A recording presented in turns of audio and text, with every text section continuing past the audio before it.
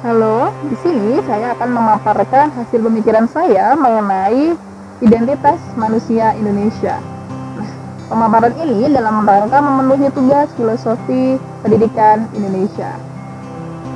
Sebelumnya, perkenalkan, saya Aryani Nur Fitria, saya mahasiswa PPG Prajabatan, Prodi Pendidikan Bahasa Inggris di Universitas 11 Maret.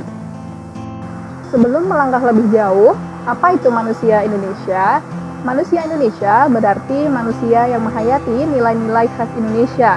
Nilai-nilai khas Indonesia mencakup nilai jiwa, hasrat, martabat, sosialitas, rasionalitas, jeniusitas, dan berbagai tradisi manusia-manusia Indonesia lainnya dari waktu ke waktu dan dari generasi ke generasi.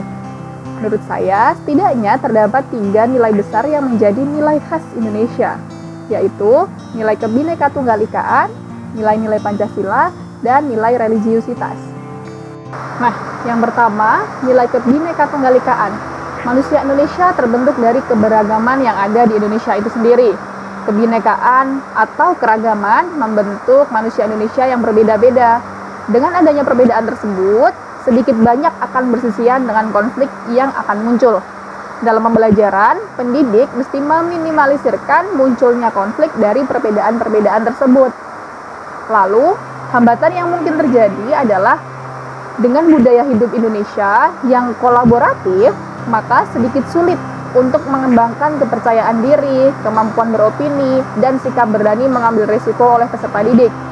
Kemudian apa yang dapat kita lakukan? Yang dapat kita lakukan adalah sesuai dengan pemikiran KHD bahwa pendidikan sesuai dengan kodrat peserta didik itu sendiri. Dan setiap individu itu unik. Maka, pembelajaran dapat disesuaikan dengan karakteristik peserta didik sehingga mereka memiliki kepercayaan diri yang lebih di bidang yang mereka ketahui karena pembelajaran sudah disesuaikan dengan karakteristik, kemampuan, dan juga kebutuhan dari peserta didik itu sendiri. Selain itu, pendidikan adalah persemian benih-benih kebudayaan sesuai dengan pemikiran KHD. Maka, pembelajaran mestinya turut terintegrasi dengan kearifan lokal atau budaya yang ada di Indonesia, agar peserta didik dapat berlatih menumbuhkan nilai-nilai kemanusiaan yang diwariskan dari generasi ke generasi, di mana kearifan lokal merupakan salah satu identitas manusia Indonesia. Lalu, hambatan yang mungkin terjadi dalam proses untuk membentuk karakteristik peserta didik yang memiliki jiwa Pancasila atau karakteristik Pancasila dalam proses pembentukannya, seperti contohnya dalam pembelajaran yang kolaboratif. Nah, pembelajaran yang kolaboratif ini bertujuan untuk menumbuhkan sikap gotong royong, bekerja sama, dan bertanggung jawab. Nah, biasanya peserta didik itu menggantungkan tanggung jawabnya kepada peserta didik lain atau menggantungkan tanggung jawabnya kepada temannya. Nah, peserta didik tidak turut aktif berkontribusi dalam proses kolaborasi tersebut. Nah, nilai yang selanjutnya adalah nilai-nilai Pancasila. Pancasila digali dan dibentuk dari nilai-nilai yang sudah ada di Indonesia itu sendiri. Agar tetap bersatu dan berdampingan dari adanya perbedaan itu sendiri, maka sila-sila Pancasila memuat hal-hal apa yang sudah ada di masyarakat Indonesia. Sila-sila Pancasila memuat hal dasar untuk hidup bersatu, bertanggung jawab, bekerja sama, hidup adil, dan bermusyawarah atau bergotong royong untuk memenuhi kebutuhan hidup setiap pribadi dan bersama dalam segala dimensinya. Maka, nilai Pancasila dicoba untuk ditanamkan kepada peserta didik karena dengan begitu akan mempersiapkan peserta didik untuk memiliki identitas manusia Pancasila. Seperti yang kita ketahui pada saat ini di kurikulum Merdeka bahwa banyak terdapat karakteristik Pancasila yang mesti kita tanamkan kepada peserta didik.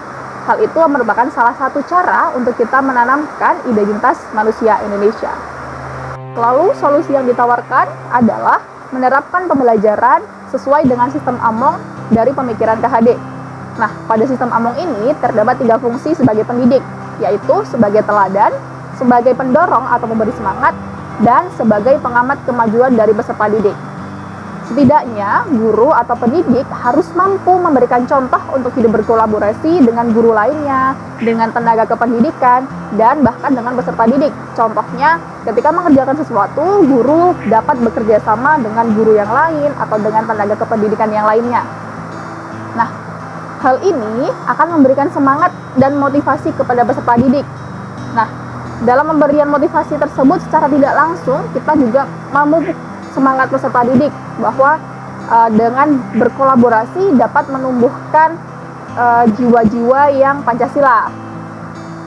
Selain itu, di tengah bahwa guru harus mampu memberikan semangat, contohnya adalah memberitahu manfaat apa yang akan mereka dapat ketika mereka mempelajari sesuatu atau ketika mereka berkolaborasi dengan temannya.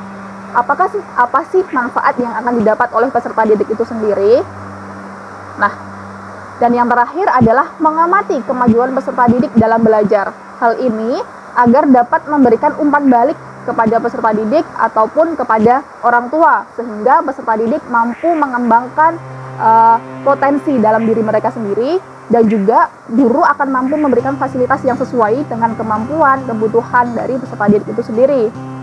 Dari langkah-langkah tersebut, maka peserta didik akan turut berkontribusi dalam pembelajaran, setidaknya itu yang saya pikirkan. Lalu untuk nilai yang terakhir yaitu nilai religiusitas. Indonesia lahir melalui perjuangan panjang para pendahulu yang dilandasi spirit religiusitas dan nilai keagamaan. Secara aktif, para pendiri bangsa bahkan menjadikan agama sebagai faktor perajut dan perangkai keragaman bangsa yang sangat plural, sehingga keutuhan dan kesatuannya tetap terjaga. Indonesia memiliki agama yang beragam dan memiliki kesamaan bahwa harus tetap berwelas asih kepada sesama makhluk, seluruh makhluk hidup. Dan dari hal inilah kebaikan-kebaikan lainnya akan muncul. Maksudnya bahwa ketika seseorang memiliki agama dan juga bahwa setiap agama itu pasti akan menyuruh, memberikan wejangan bahwa kita harus berwelas asih kepada orang lain, maka kebaikan-kebaikan lainnya akan muncul secara alamiah. Salah satu hambatan yang mungkin terjadi ketika menumbuhkan religiusitas peserta didik di dalam pembelajaran atau di dalam sekolah adalah waktu pembelajaran agama atau kegiatan keagamaan yang mungkin hanya sedikit dan tidak akan cukup untuk memberikan pemahaman tersebut kepada peserta didik. Lalu apa solusi yang dapat kita lakukan atau kegiatan apa yang menjadi solusi agar peserta didik tetap memiliki jiwa religiusitas sebagai identitas manusia Indonesia? Solusinya adalah seperti gagasan Ki Hajar Dewantoro bahwa keluarga merupakan tempat yang suci dan murni dalam dasar-dasar sosial.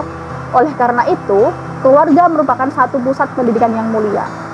Maka pendidikan keluarga dapat menuntun peserta didik untuk memiliki nilai-nilai religiusitas. Dan seharusnya nilai religiusitas ditanamkan pertama kali oleh keluarga. Nah, hal ini akan membentuk peserta didik yang memiliki nilai religiusitas sebagai identitas manusia Indonesia.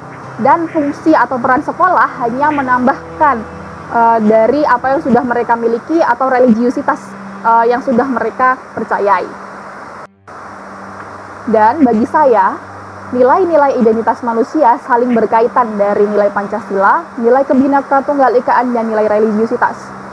Sehingga dalam upaya untuk menanamkan dan memperkuatnya mesti saling terintegrasi. Dengan gaya hidup budaya kita yaitu kolaboratif, maka akan lebih mudah untuk menanamkan nilai-nilai Pancasila dan nilai religiusitas kepada peserta didik.